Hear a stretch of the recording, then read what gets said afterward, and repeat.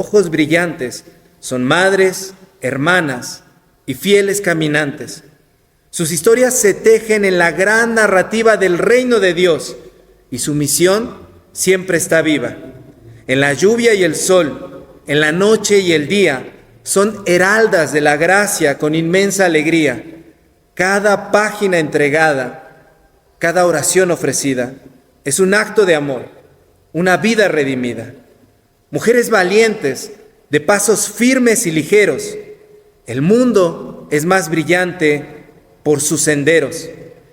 Llevan el Evangelio, la palabra que consuela.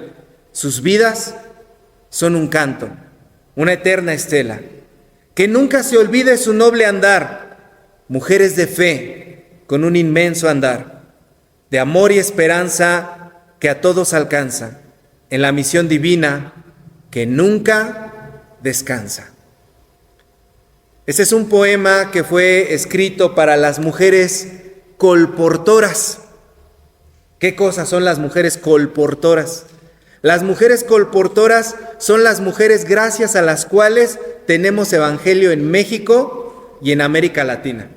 Las misiones de las iglesias principalmente metodista, bautista y presbiteriana llegaron a nuestra región gracias no a los misioneros que siempre se dice, el misionero fulanito, el misionero sutanito, fundó tales iglesias. La chamba real, la chamba pesada, la hicieron las mujeres.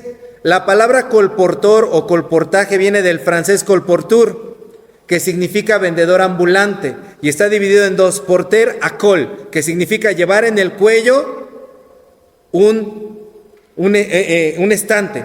Cuando los vendedores llevaban sus mercancías colgadas al cuello, no sé si recuerden, a veces los que vendían cigarros llevaban acá colgado una cajita para poder ofrecer sus productos. Bueno, esta palabra francesa, colportor, viene de eso, llevar al cuello.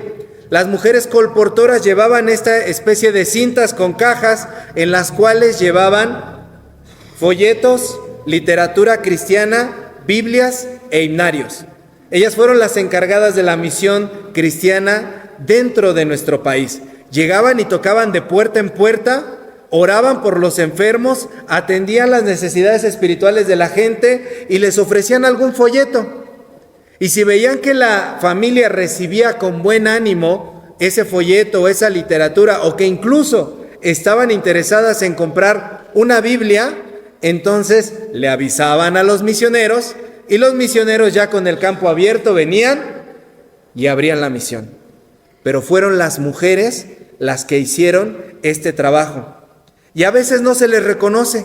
Los nombres de estas mujeres colportoras han quedado olvidadas a veces en los archivos de la historia. Se les puede encontrar por allí a lo lejos en algún registro de alguna iglesia local que tiene en sus archivos el registro de que la hermana sutanita hace mucho tiempo fue la que empezó la predicación. No figuran esos nombres en las grandes páginas de la historia, pero ellas fueron las que verdaderamente trajeron el evangelio. Y quiero leerles algo más de una mujer muy importante que quizá algunos de ustedes podrán reconocer al final del relato, que nos dice varias historias, varios mosaicos de cómo fue la lucha de estas mujeres cuando llegaron aquí a México a compartir la palabra de Dios. Y dice la hermana en su narración: una tarde de 1879, la que esto escribe, salió a la calle con una Biblia y tratados en la mano, acompañado de una señorita como intérprete. Un misionero nos encontró en la calle y nos hizo la siguiente pregunta: ¿a dónde van? Le contestamos: a visitar a las personas del pueblo de aquí, que concurren a nuestras reuniones de señoras. Nuestro amigo exclamó, muy sorprendido: ¿pero se atreven a llevar una Biblia con ustedes? Ciertamente, contestamos, y no solamente la leeremos, sino que también oraremos en todas las casas donde nos sea posible. En verdad, muchas personas creían que realmente estábamos exponiendo nuestras vidas y unos pocos incidentes bastarán para arrojar alguna luz sobre la condición de las cosas cuando principiamos nuestra obra en este país, y probarán la sabiduría de la sociedad de señoras al emplear propagandas de la Biblia. Una de las mujeres ancianas que se había hecho miembro de nuestra iglesia se había procurado en su juventud un ejemplar de una Biblia de la versión católico-romana, pagando por ella 40 pesos. Pero como ese libro estaba prohibido por el sacerdote, encontró mucha oposición en el seno de su propia familia para leerla. Tenía que encerrarse en su cuarto para poder leerla con tranquilidad, pues sus parientes buscaban todos los medios posibles para molestarla. El libro la condujo a convertirse. Cuando se volvió protestante y obtuvo una Biblia sin notas, se enojaron mucho más en su contra, y de tal modo fue constante y amarga su persecución que se vio obligada a refugiarse en otra parte para vivir. Un colaborador nuestro, estando ansioso de entrar en el trabajo activo para la promoción del reino del Maestro, pero no teniendo a su disposición más que el día domingo, comenzó a visitar a los enfermos en los hospitales de esta ciudad. Donde quiera que le permitían entrar, se interesó mucho por un joven que en cierta ocasión manifestó deseos de leer algo. Nuestro amigo sacó un Nuevo Testamento de su bolsillo y le preguntó si le gustaría oír algún capítulo. Aceptó gozoso la bondadosa oferta y nuestro amigo leyó algo de Cristo y de su misión para el hombre perdido. Al concluir la lectura, le preguntó al enfermo si le agradaría tener el volumen completo, y éste contestó con mucho asombro: «Señor, muchísimo. ¿Pero usted puede darme tan precioso libro?». Se lo dejó y lo guardó bien, poniéndolo debajo de la almohada, después de haber leído en secreto algunas porciones de él. Un día, mientras estaba leyendo, oyó pasos y lo puso precipitadamente debajo de la almohada, pero fue demasiado tarde. El inspector, porque este fue el que entró enseguida, le preguntó: «¿Qué tiene usted ahí?». «Un libro, señor», fue la respuesta. «¿Qué libro es?», preguntó el hombre. «Señor, es un libro que me prestó un amigo». «Permítame usted verlo». Con mucha repugnancia sacó el libro del enfermo de debajo de la almohada. El inspector se lo arrebató de las manos y exclamó: «¿Una Biblia?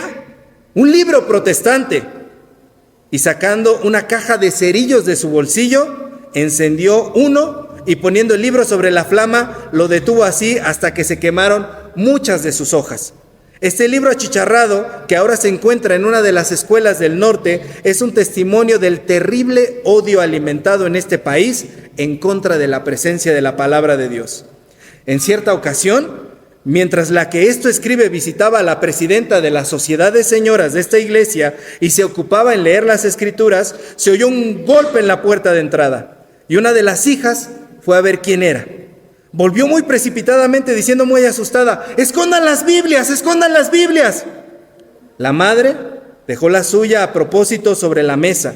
Yo cerré la mía y la puse sobre mi falda. Esto no la satisfizo y la propagadora las escondió debajo de su rebozo. Supe después que el caballero que había ido de visita era un terrible enemigo de ellos y nadie se atrevía a ponérsele delante en una discusión religiosa.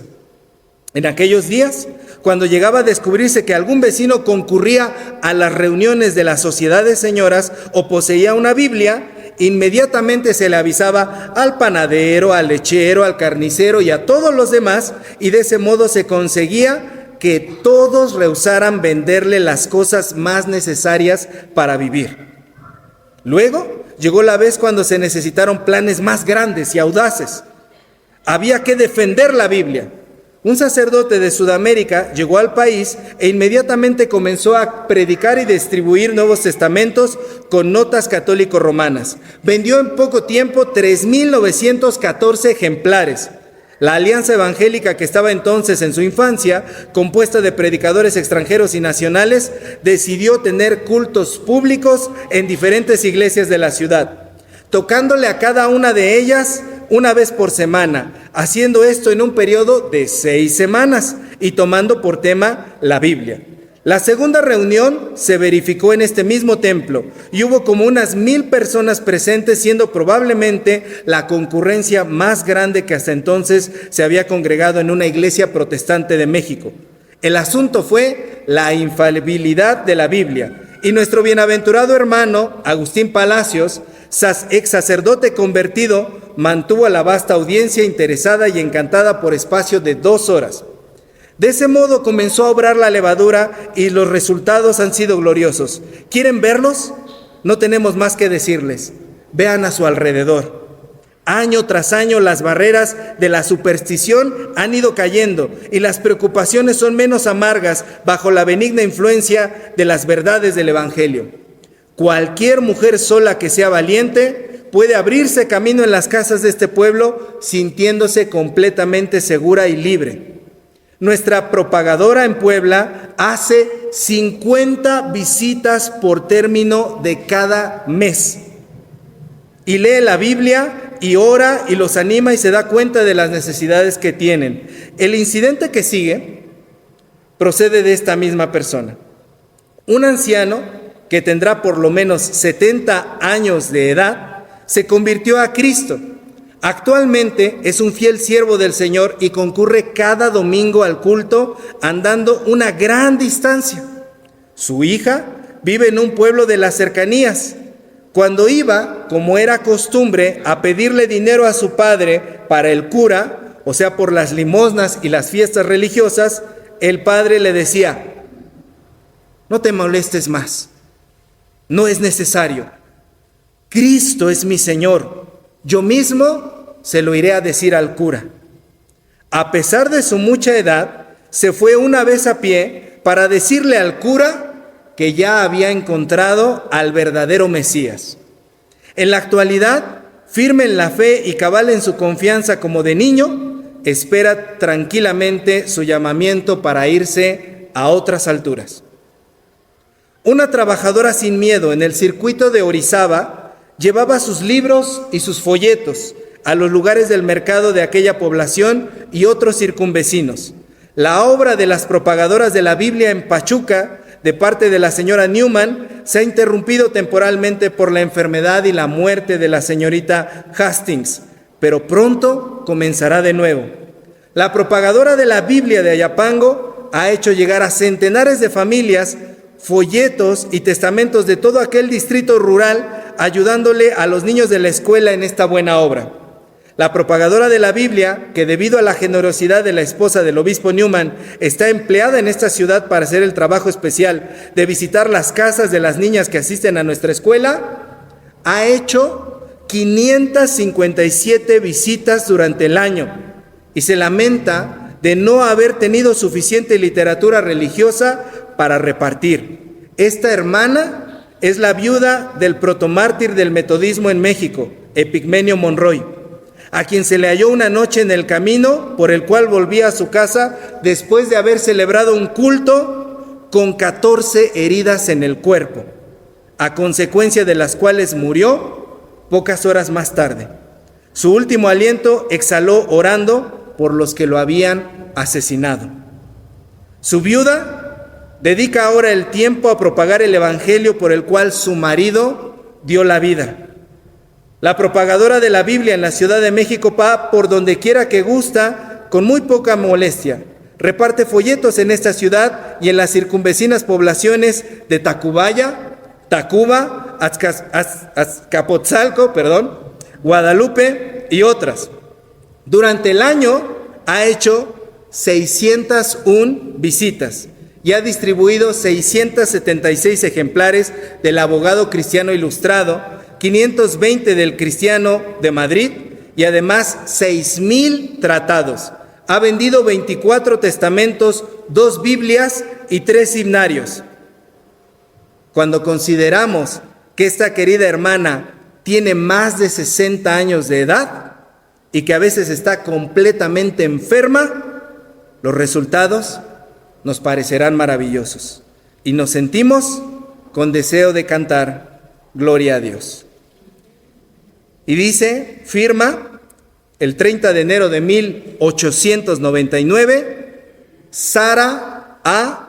de Butler, la fundadora de esta iglesia, el fundador de esta iglesia y de muchas otras iglesias, la esposa de Juan Butler, Sarah A. Butler, que realmente era la que hacía la chamba.